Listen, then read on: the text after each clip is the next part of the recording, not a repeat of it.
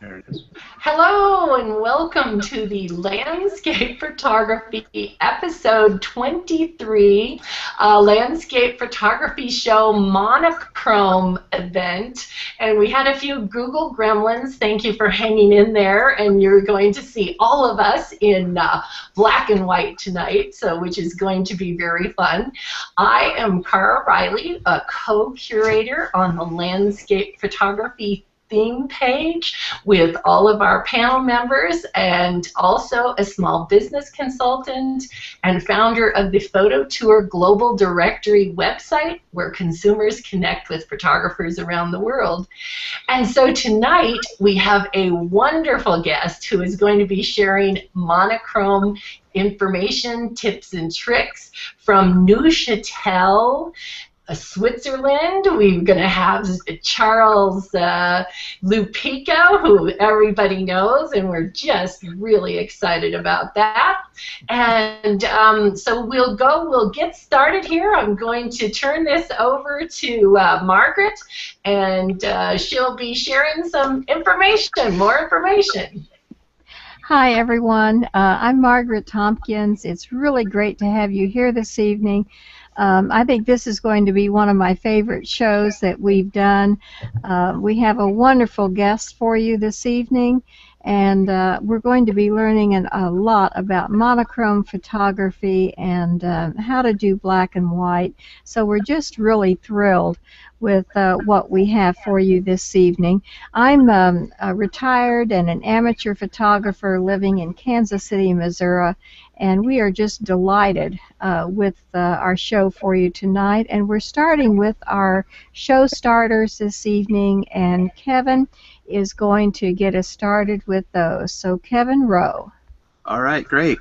And in our scramble to get going here, I forgot who picked what. So I've got one up there, and whoever picked that, go ahead and tell us about it.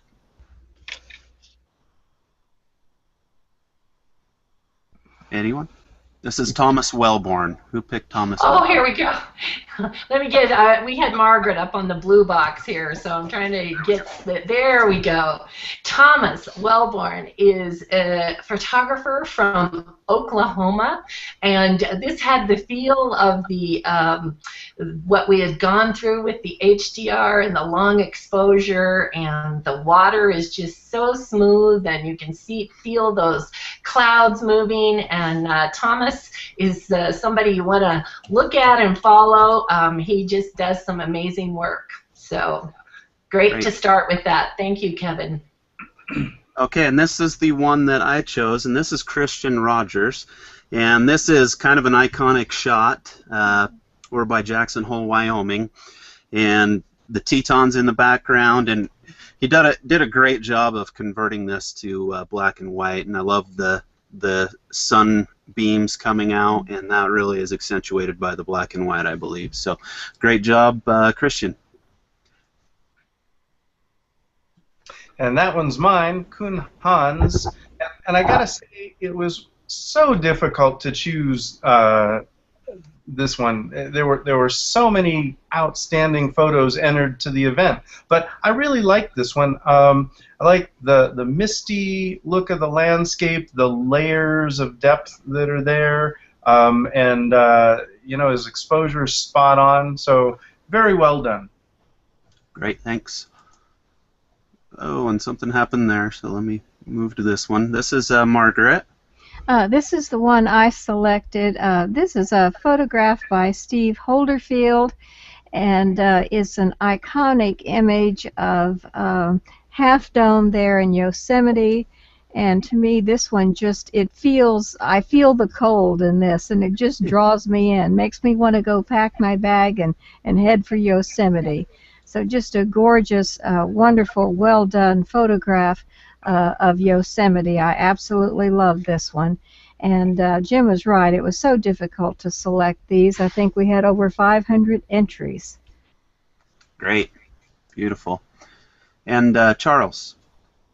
Yeah, this is a photo by Dave Tomek. He's down under. And I really, most of the work that he shares is really heavy HDR, and and bringing color in. So this is really a counterpoint to that.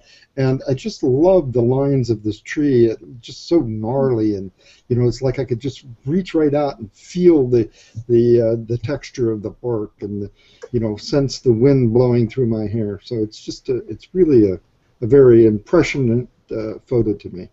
All right, great.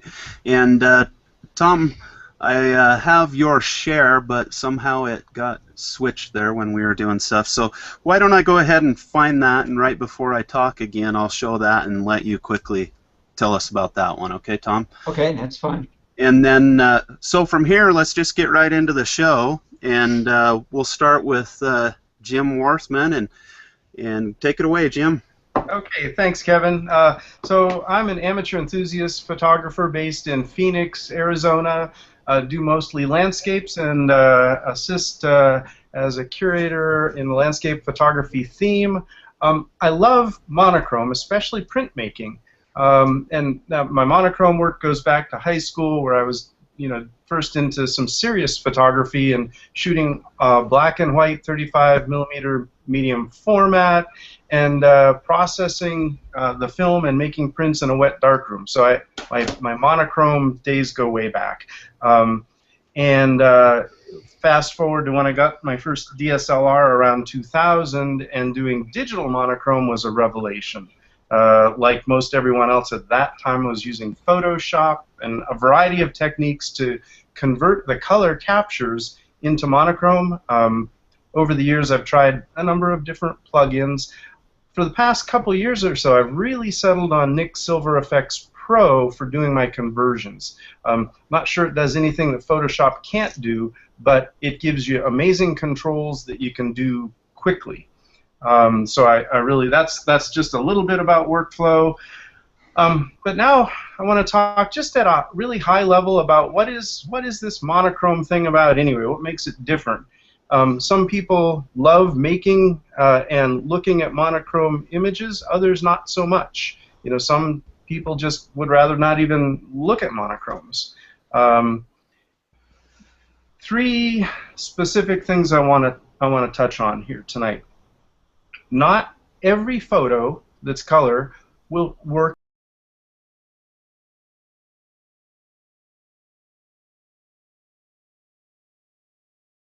on color to make the image. And I'm going to share my screen and show you a little bit about what I mean.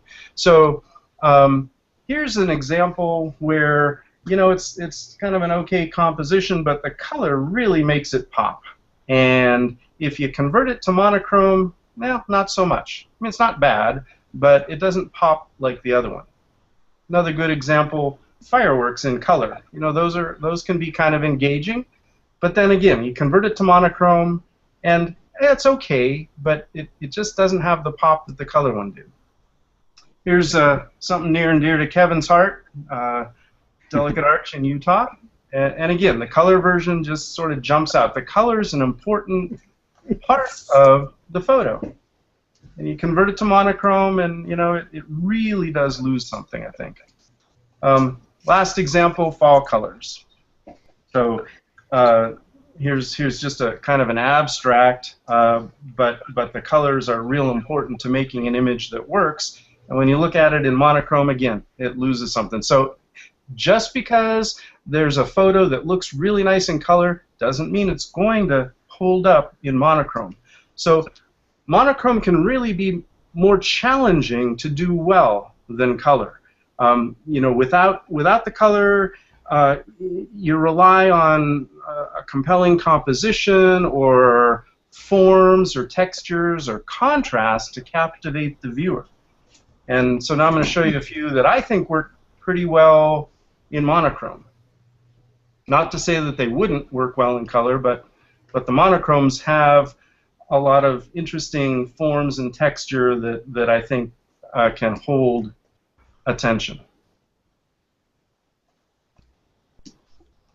Okay, another iconic Sedona shot, but again, in monochrome, I think it works just as well as it does in color. And here's another one that shows what you can do with details in monochrome, especially if you get snow. It can really help pick out a lot of features in the landscape. Now, next thing I want to talk about is monochrome doesn't mean necessarily the absence of color. You know, a lot of times we equate monochrome with black and white, but oftentimes photographers will tone the image. And you know, this started way back in wet darkroom days. It was common to do sepia or platinum toning, and today you can do similar things in the digital darkroom. In fact, we had a whole bunch of toned images submitted for the event for the show: sepia, green, yellow, even blue images. And so here's another example. This one has kind of a blue tone. I don't tend to tone things real strong, but you know, enough that you can see it's not just black and white. Okay, that's it. And now I think Tom is up next. I'm going to jump in here with just some questions for you all to answer. We had one question about filters and how using filters to make the contrast in the sky, and then the second question here is for black and white printmaking. Is there a good inkjet which excels? So now I'll let you go on, but that's what we have from our audience, and we thank you for asking the questions, and we'll get them addressed. Well, so I'll jump in with the second question. As far as printing goes, you know, any Epson, Canon, HP all make spectacular photo printers. If you want to do monochrome, you want to look for a printer with 2 or 3 or more blacks and gray inks, as opposed to just a single black ink. And also, if you get really, really serious about it, a lot of people will convert a normal color inkjet to strictly monochrome, and they'll use 7 or 8 different shades of black ink. But you'll get decent results from any of the current high-end inkjet printers. Thanks, Jim. Yeah, I'll jump in and add some to it.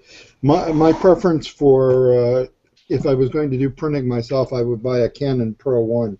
Not a cheap option, about $1,000, but it does have 5 black.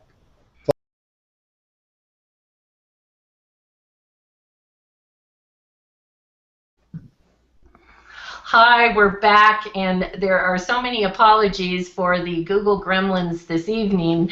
Several timeouts in the Hangout on air, and so we'll try and edit this back together. And thank you for your patience, and we sincerely appreciate for all of you who've participated in this event. And now we're going to go right to Tom from Carmel. So Tom will take it away with more tips on monochrome photography. Thank you, Kara. I'm Tom Hurl, and I'm a curator on the landscape photography theme. And I live, as Kara said, I live in Carmel, California, on the Central Coast. And let me pick up to where Jim had left off. I think I'm similar to Jim. The fact I used to do a lot more black and white photography when I did film, but as I progressed to digital, I found myself doing less and less. And in fact, it's honestly, you know, a much smaller percentage of what I do is mainly color. But I think there's 2 circumstances where I'll do black and white. If I'm in a scene where it perhaps is a kind of a overcast day, everything looks kind of muddy, the colors aren't very vibrant, but maybe the scene's got a lot of interesting textures. It's hills or rocks or something. That's kind of an ideal for a black and white. And so I'll take the picture knowing ahead of time it's going to be black and white. I'll plan for it black and white because I know enough to know that an attempt at a color rendition will be hard to pull off just due to the flat lighting or subject or whatever. So there's certainly a percentage of what I do knowingly black and white. The other half of my black and white are ones that perhaps I intended to start out as color, but frankly I just don't like the way they look as color. And so I'll reprocess black and white, and you know, often I'll make a copy of each, and I'll look at it the next day and decide that I like the black and white a lot better. So that's how I tend to approach the black and white. Let me share my screen now.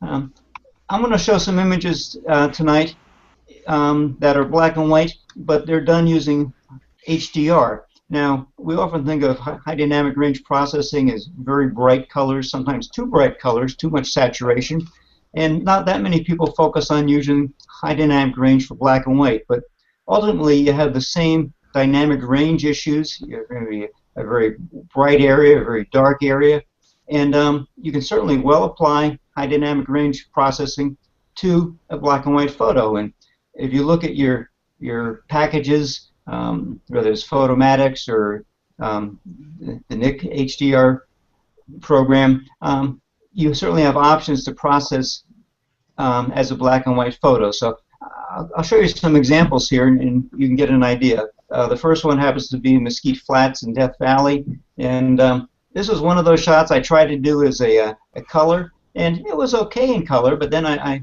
processed it as black and white, and frankly liked it a lot better. I like the dark birds and the tree outlines and all the texturing of the dunes and all. So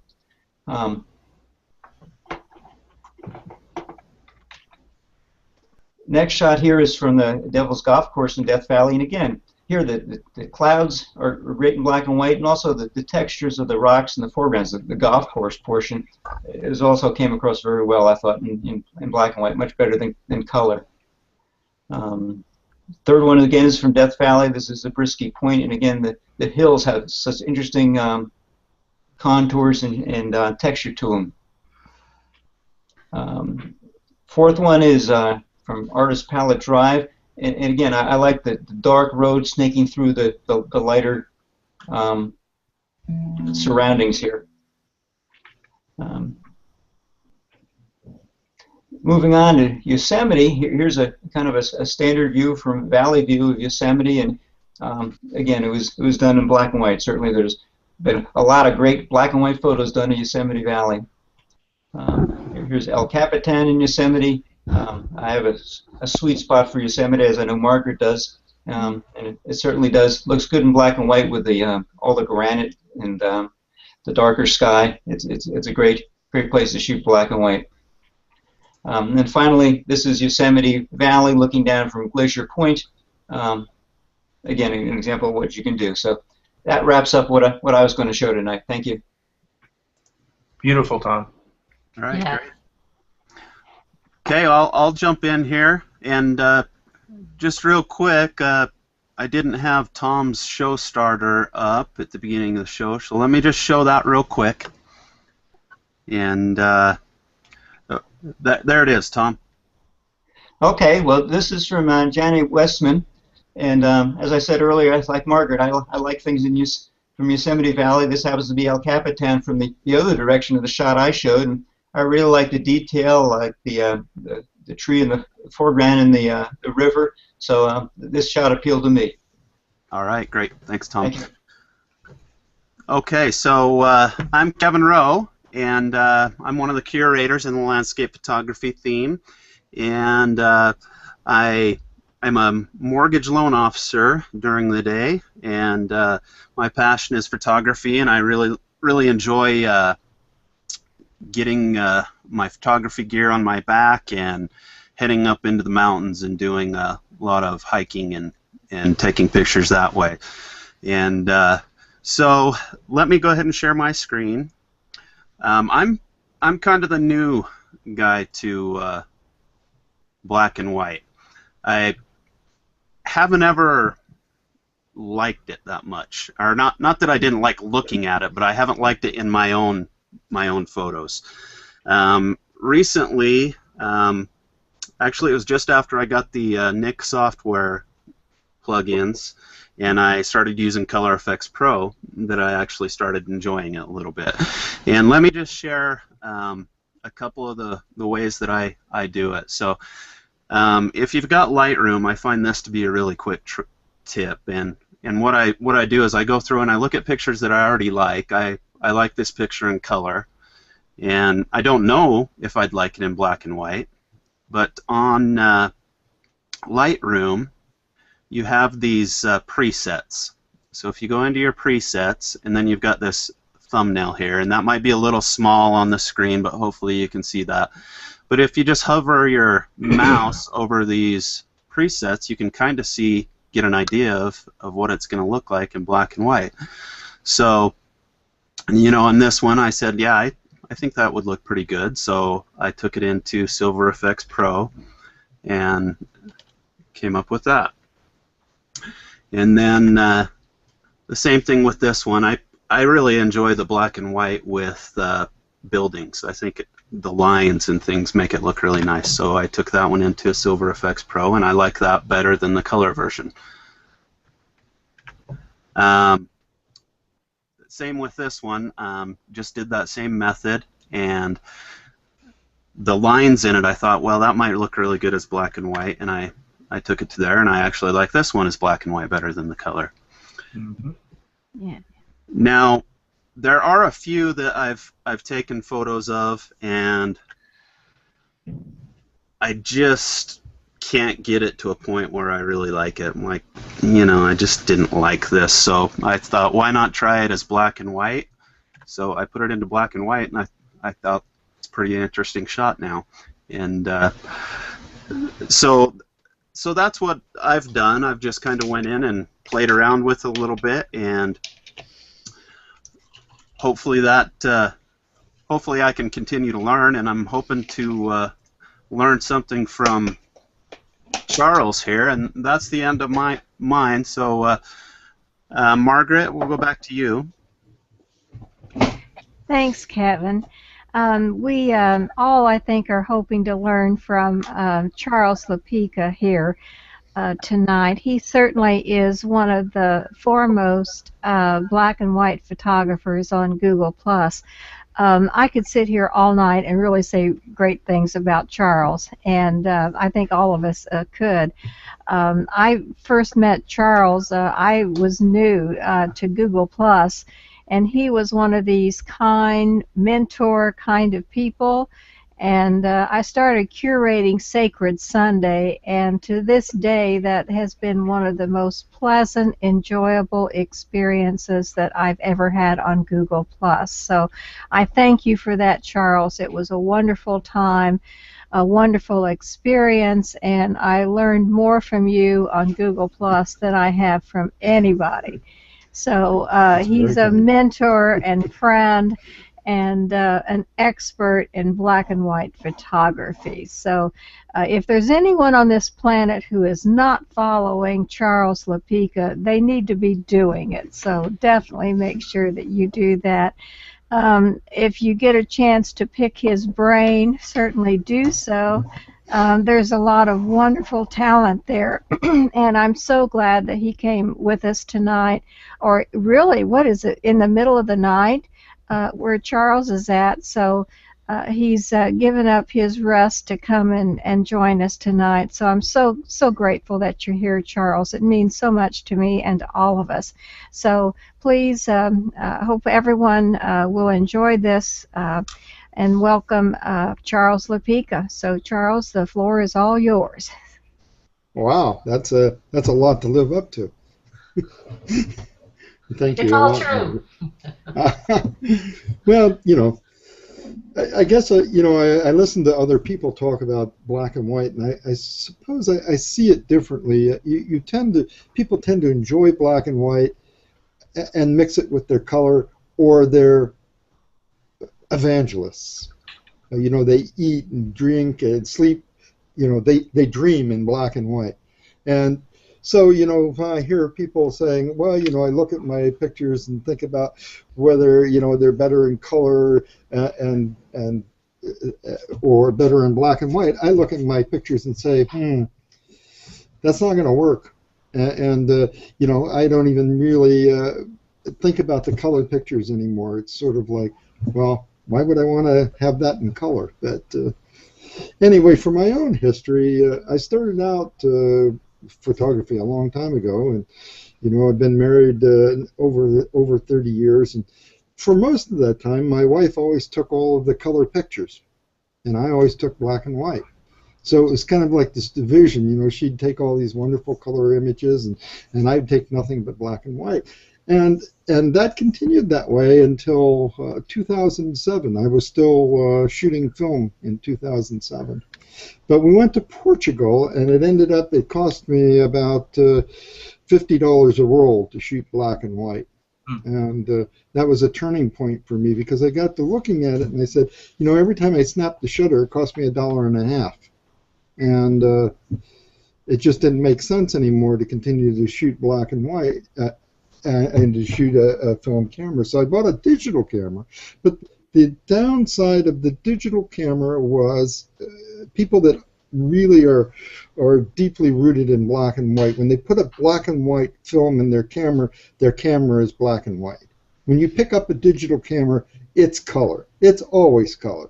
Now there's a monochrome mode, but it takes the picture in color anyway, so it's still there in color. And when you load it into Lightroom, it comes in color. And it's like, yes, but I took it as a black and white picture. So it destroys your thinking. In a way, it alters your sense of pre-visualizing your images in black and white when you're taking them, because you're no longer seeing in black and white, you're now seeing in color, and it makes the process really difficult. So from 2007 to around 2011, I took practically no black and white, almost zero. Everything was in color. Most of the pictures for my book of the local 1,000-year-old church, they were all done in color. But somewhere in 2011, I felt a need to get back to my roots, to re-explore black and white photography, and so that's what I've been doing for a good bit of the time that I've now been on Google+. At the end of last year, I got, when communities first started, I launched a black and white photography community. And that wasn't really enough because there's just so much flowing through those communities. It's really hard to interact with people and to really, how do you interact with 25,000 people in a community? So I wanted something more personal, and I decided to create, I enrolled in Robin Griggs Wood's mentorship program as a mentor in training. And out of that grew the idea to start a community that was focused on learning to improve our black and white photography. And so that's what I've done for the last year. Margaret was in that for a little while, and a number of people have come and gone. But there's generally a group of about 80 people in a completely private community, and we focus every week on a new assignment on how to improve our black and white photography. Sometimes it's things like doing pet portraits or low-key photos, high-key photos. Sometimes we're doing rules of composition, which is last week we revisited all the rules of composition. This week we're revisiting how to break all of the rules to get better pictures. But one of the cornerstones of the community, and one thing that you don't see a lot of on G+, is the cornerstone of the community is in sharing our workflow. So we're very open about how all of these images are created. And a lot of times the images that I might share openly on G+, I don't really want to tell people how I arrived at those images, because they have a certain perception of you've gone out and you've captured this really super image, when in fact most of the magic has taken place in the digital darkroom. And I'll share a photo with you that has gotten some fairly good attention on G+. And so here's a photo strip. And the top picture in the strip is the original. So you can see it's okay. What can I say? Now, completely, absolutely gray sky.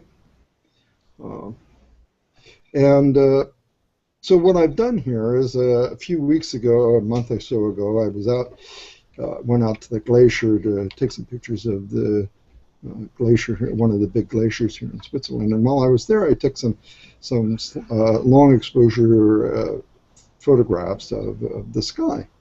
And then I dug up this old image of the red church here, and layered it with the images of the long exposure image from the sky, and then turned those layers to black and white through series of different filters and stuff. Now, in addition to all of that, there's a lot of cloning going on here.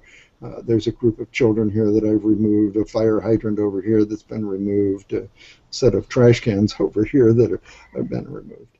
And after I finished all of this, I didn't really like this version of the picture, so I actually had to go back and basically redo it all over again. But it's one of the, as I said, one of the hallmarks of our black and white photography learning community is sharing workflow. And part of the benefit to me in having done that is I'm a lot more conscious of how I arrived at an image. So it's much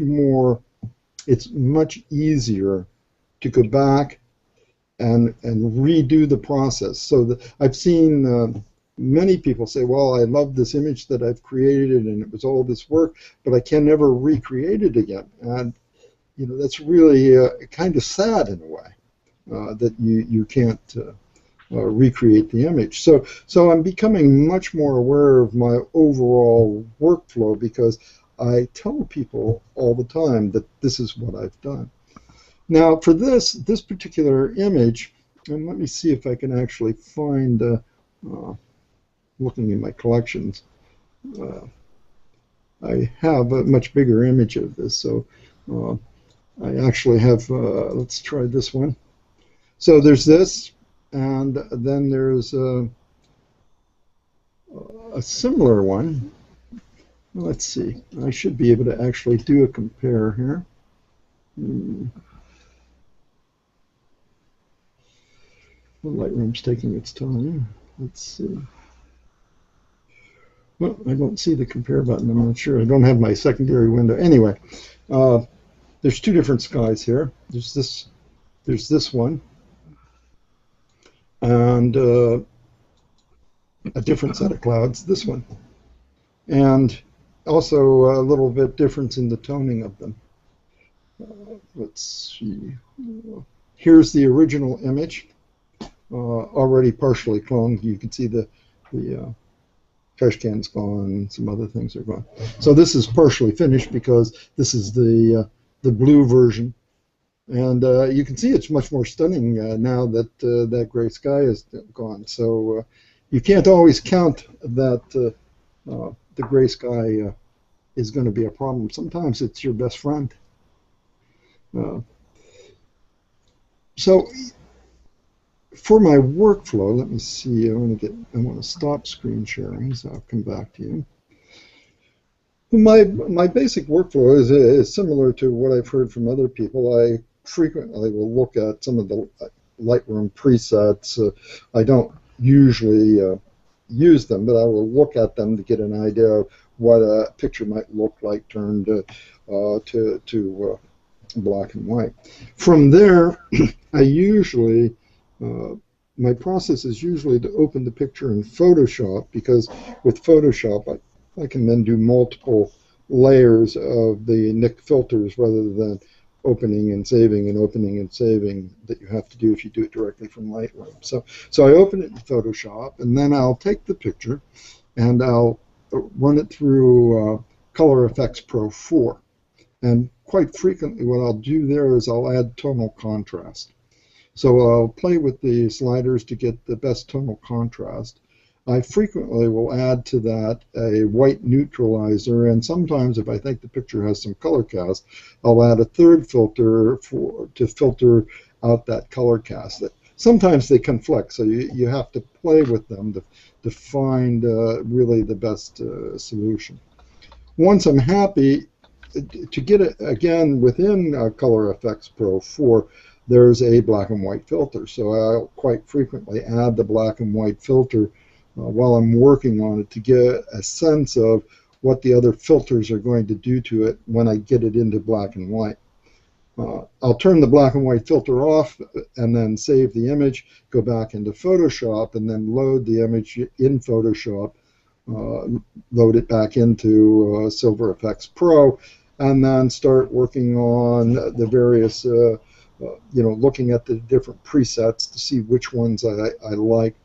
quite frequently, I'm finding more and more often that it's best to just start with the neutral filter and then play with the various sliders more directly, because the presets are really all just variants of the slider that you have in the neutral, and so that gives you a little finer control over pushing the image to where you want to push it. Once I've got a good starting point in the black and white, then I'll look at doing some of the other things, like recently I've discovered film types. It can make a big difference in how that image is represented. The other thing that's really probably more important than film type, though, is the color filters, especially with an image like many of these where you've got a really a deep blue sky. By playing with the color filters and adding a red filter to a deep blue sky, you'll end up with an intense black sky, and it can be very stunning if that's the effect that you're trying to go for. Let me see if I have one of those. Yeah, okay, let's. So here you can see how deep black the sky has become. This was a very blue sky, and so by adding a red filter on a deep blue sky, you'll get this really intense black in your black and white. And the other, but I usually, depending if it's a woodland scene, the green and yellow filters may have a big impact. If there's a sunset or lots of red rocks and stuff, then the blue filter may produce some interesting effects. And then finally, after I'm done playing with the color filters, I'll go in and try the other the sepia filters, the selenium. Usually, I like either the selenium or the blue filters. They're segregated into 1, 2, and 3, and I'll generally select one of those. Now, and that's usually where I'm done with the photo. But sometimes, as with some other people I know, they'll do 2 or 3 different versions, and then they'll bring those 2 or 3 different versions back into Photoshop, and they'll layer those versions so that they can bring out different parts of the image that by allowing different filters in different parts of the image. Then it becomes quite complex, but you can get some very nice subtleties in how the image looks overall. That one's gorgeous, Charles. I just love that. Yeah, and we're about halfway through. Okay, I'm working on a new book. I don't know. It's really hard to get publishers to actually publish things. So I just talked with the publisher that published my first book, and they don't believe that there's a return on investment for this. So I have to try to find some backers or something, or maybe do something different to get another book actually published. It's very difficult, as you might expect. I might do it as an e-book, though. I've been looking into the possibility of producing an e-book of photographs of this church, which is,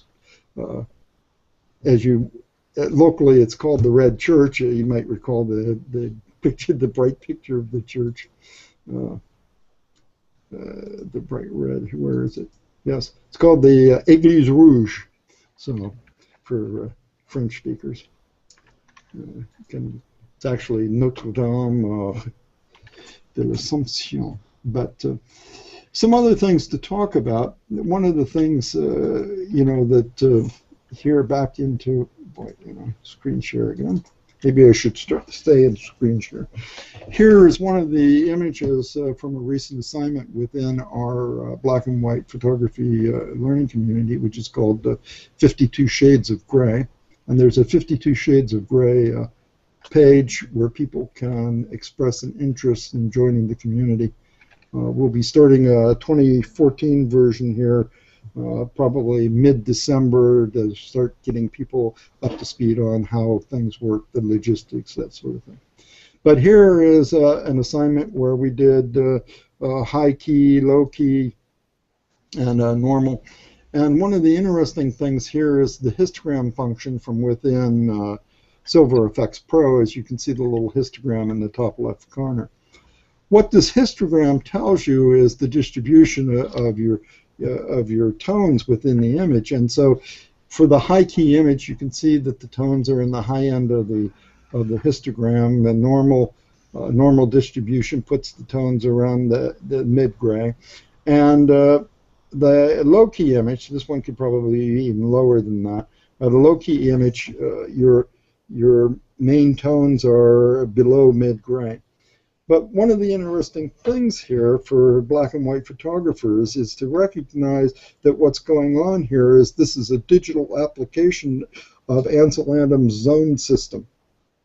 And this is a very important thing, especially if you've been in black and white photography for a long time and understand a little bit about the zone system, realizing that Silver Effects Pro actually brings the power of the zone system to your photography is a very, very powerful tool that you can use to go into your images, use control points, and tweak the image so that you have really good tonal control. Now, one tip on doing that is if you're going to print your images, you do not want pure white, because what happens is if you have any areas of your image, this is hopefully not too high end here, but if you have any pure white areas in your image, means no ink will be applied to that, which means that whatever paper you're printing on it is showing through, and so you end up with a portion of your image that doesn't look right because it's got this extra glare to it from the paper that's underneath. So one of the things that you can use to help your images if you're going to do some printing is you can go in and you can adjust zone 10 to not exist within your photograph. It's really very powerful. It's something that I only discovered and really experimented with in the last few months. So, Now, one of the other things I would like to say, I like to tell people, I guess, is that in this day and age in digital photography, nothing is real. So whenever I look at anything, I'm always looking at it to say, so how much of that is reality?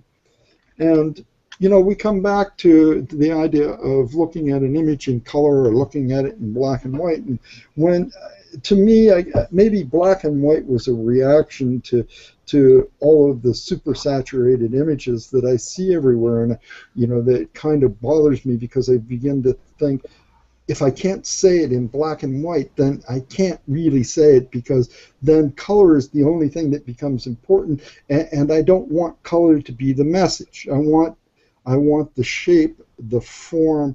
I want the light, the dark, the contrast, the edge contrast, all of those kinds of things to bring the image to life. If the color is needed to bring the image to life, then it's about the color and not about the composition. That's just how I look at it. So to me, black and white has really become at the heart of all of my work processes. Let's see, I have to actually, let's see, another image. Here's this image of the front of the church, and again, here's the color version. Things aren't what they appear to be. There's different layers going on, adding things that didn't exist, taking things out. And let's see another good example of this one that you liked, Margaret. This is another good example of nothing is real. I took the other image where I didn't really like the cloud structure, took a cloud from a different long exposure that I did like, and added it to this image. So, like I say, I'm not always sure that I want to really tell people how these images are created, but Here's another one with an interesting workflow. Here's the original, just a generic conversion here of a swan. This guy was really, he swam and practically bit me in the knee. But so yeah, he was curious about what I was doing there. So, but this time, rather than doing the kind of process that I talked about earlier with Color Effects Pro 4 and Pro Contrast and some other filters, I did this one with a cross-process filter. And you can see it's given it this really weird coloring. Okay, but when you take that really weird coloring into Silver Effects Pro, it highlights different areas that you might not have gotten highlighted if you had just done a straight conversion. So I find it very, very handy to play with things like Silver Effects Pro and some of the other filters in color before I take it to the final black and white conversion. Now this goes even further. You can see this this first step in the black and white, it's lacking some definition. You can't see the eye. The beak's a bit too dark. So I've gone in that and added a layer. I've done some burning things in and dodging things to bring out various areas. And then I've applied the Dragon effect to this. And people should look up the Dragon effect if they're not familiar with it. A lot of the several of the very, very well-known photographers on G+ that do a lot of portrait work use the Dragon effect. In particular, both Mike Shaw and Alan Shapiro use the Dragon effect quite often to get that really gritty, deep, it really brings feeling to the image. As you can see, the black and white conversion down here doesn't have much feeling, but here you can really sense the malice almost of the swan. The personality is really comes to the forefront by applying this Dragon effect. So it's a very powerful effect to be able to go in and really give some strong feeling to some of your images. See, do I have anything else that's nothing is real? No, but here's another image I did. We have about 5 minutes remaining, Charles. Okay. Okay, I'm good. We were talking before about color and black and white and doing those things. I can't remember the specific reference, but here's when I look at a scene, I now think, okay, what is the essence of this scene? If I strip the color out, what is left? I have to work with composition. I have to work with things like the rule of thirds and symmetry and lines and shapes and forms and negative space and positive space and all of these kinds of ideas of composition. They become so much more important. So the assignment for this picture was, how do I represent autumn? I mean, autumn is color. Autumn is leaves changing colors. And so it's a very interesting exercise to say to yourself, how do I represent autumn, which is a color intense period of the year? How do I do this in black and white? What can I show that says this is autumn? Well, this stack of pumpkins, there's no doubt about it in my mind, this says autumn. Now, a couple other things. Let's see. Get my OneNote up here. I thought this was it's not large enough. Let me see if I can really enlarge. No, I don't know how to do it quickly enough. Maybe heading 1. Okay, I found this at the World Photo Awards website, and the World Photo Award 2014 is coming up at the end of the year. The deadline's near the end of the year, and people should be thinking about that if they want to enter one of the large international prestigious competitions like the IPA, only I think the World Photography Organization Awards are sponsored by Sony, and they're even bigger. But anyway, I thought this was a particularly wonderful quote by Monica Suter, And she says that photographers don't really spend enough time developing their vision and researching other things in the photographic community and executing their vision with superior technical skills. And then she goes on to say, so what's left? You know, what makes us unique? What makes them different than anybody else? And that's really the question you need to ask yourself with your photography. Are you developing a vision? Are you understanding what do you want to do with your photography? Are you looking at the places that you want to go? You know, so many times I come back from a trip and I say, darn, I really wished I'd have looked at Google before I went out there. Because I see all these really super photos, and I say, damn, I was only 30 feet from that spot. You know, I should have gotten that shot, but I didn't take the time to really research the area that I was going to. And I guess I kind of like to be spontaneous, but you know, you've got to balance that with you know, getting the shot.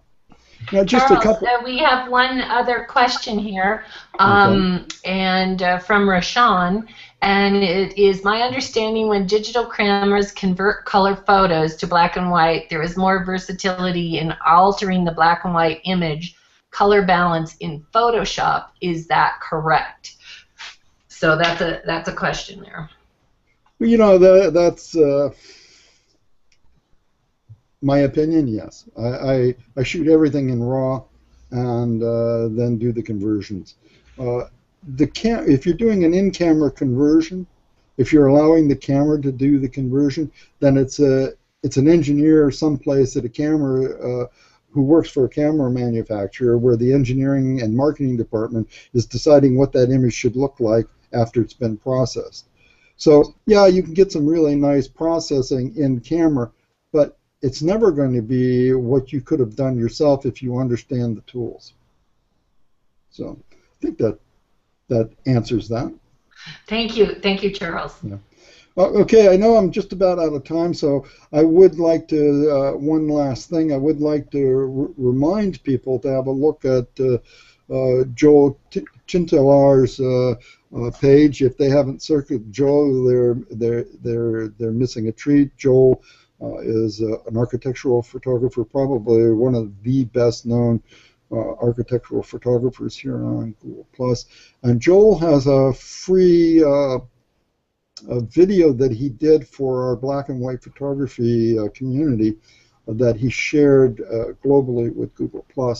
And it's a tremendous view into Joel's workflow, how he creates his award-winning images. And also a plug for Joel's master class in photography, which I think it's something like 15 or 20 hours worth of video that you can subscribe to. It's really super. So, you know, Joel's, it's a good place to get more understanding of black and white photography and architectural photography. You know, I want to say part of the reason I like Joel's work, more than just his work, is his philosophy, and his philosophy is creating vision. And that's what we need to be thinking about, is how do we create a vision, how do we create our vision. And black and white photography, to me, is part of creating that vision.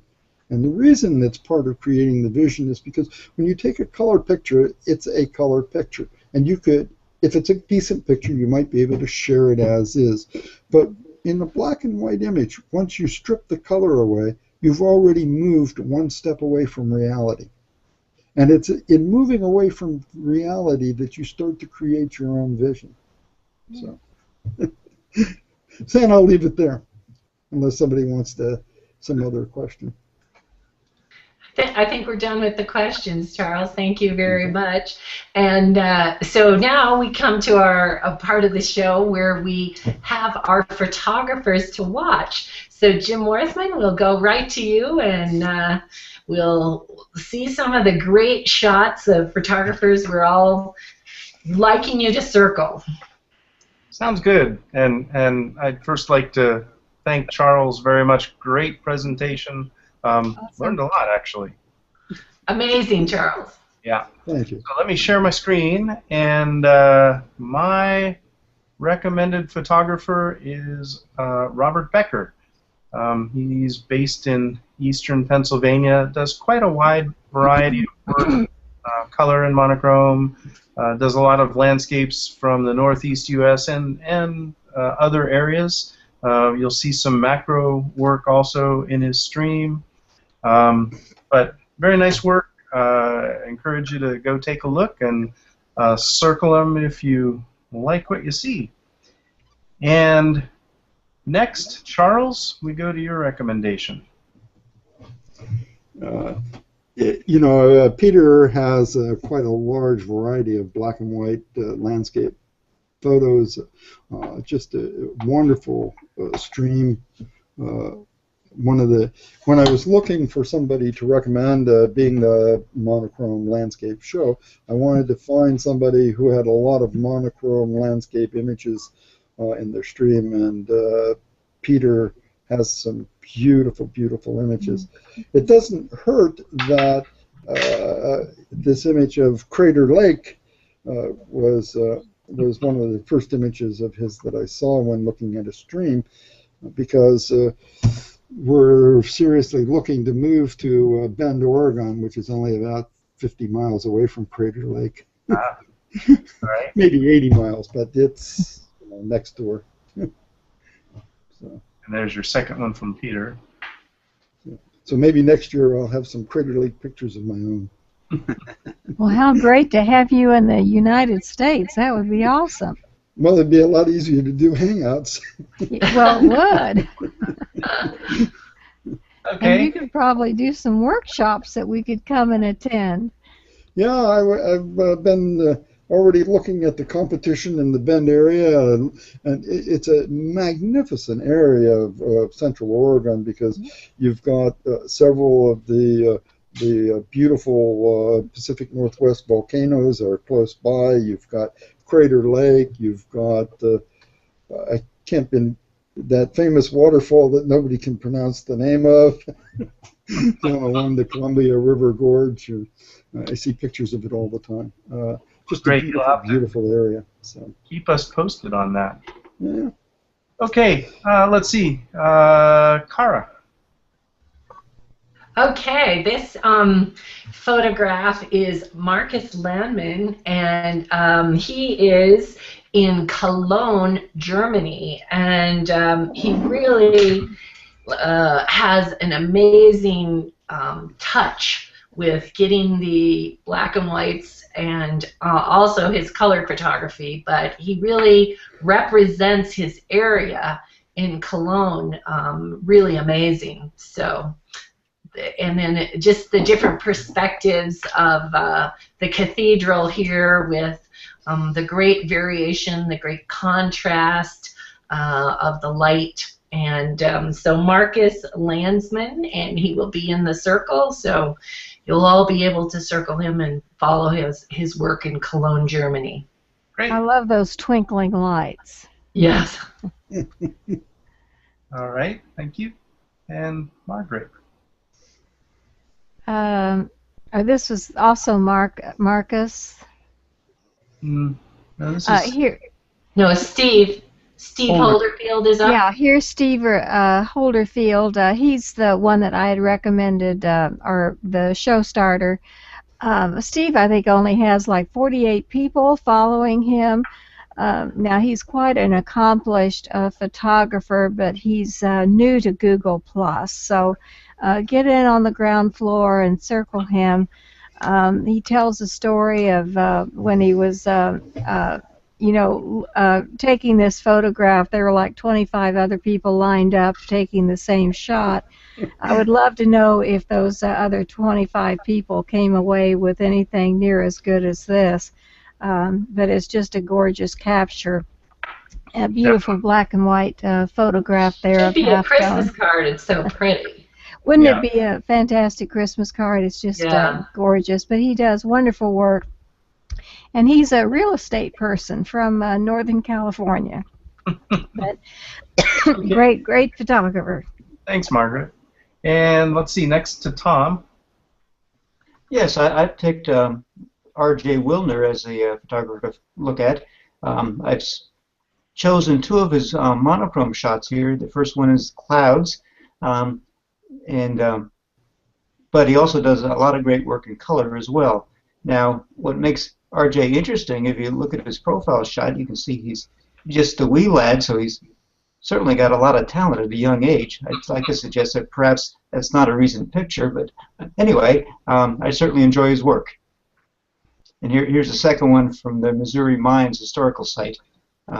Margaret, I believe he might live in Missouri. That would probably be the Rolla area, which is southwest Missouri. Okay. Great. Thank you. Thanks, Tom. And Kevin? Yeah, this is Gerard Blacklock, and he's got a lot of great photography. He's out of Sydney. So go ahead and go to the next one. And he does a lot of great long exposure, and he has a lot of great color as well as black and white. So I think everyone will enjoy his work, and check him out. Super. All right, thank you. And now we come back. And that's it. So, Cara, back to you. Thank you. Thank you, Jim. Thank you. So we went to appreciate and tell all of you who stayed with us in with all of our gremlins that we love and sincerely appreciate how you participate in our events and to participate in the landscape photography theme page also, because we have added a brand new feature where Kevin Rowe will be creating a video from the pictures that are featured on the landscape photography theme page. So be sure and circle the landscape photography theme page and our landscape photography show if you want comments on your event posts. And we want to invite you to our next episode, which will be December 3rd, and our guest will be Dan Hughes from the Google Nick software suite, and I saw Brian Dukes and Richard Kramer talking about it, and Kevin, I think you mentioned that there's a 30-day trial period, so people may want to try the Nick software for 30 days prior to the event and come over and post your photos and learn together. So we really are looking forward to that on December 3rd, and on December 17th we will have our equipment wish list. So you'll be able to share some of the things you'd like to see, maybe for some holiday giving or just for the 2014 years. So we want to thank you again, Charles, for coming and getting up so early. 2:15, he was online. We were in the green room, and then everything went nuts with Google Gremlins. And anyway, so thank you for hanging in there with us and getting up and really making this monochrome event very special. And please check out Charles's community, 52 Shades of Gray, and it will be on the show notes so people will be able to connect with you, Charles. So thank you again. We'll be seeing you, and have a great week. Thanks, everybody. Thank you. Bye. Good morning.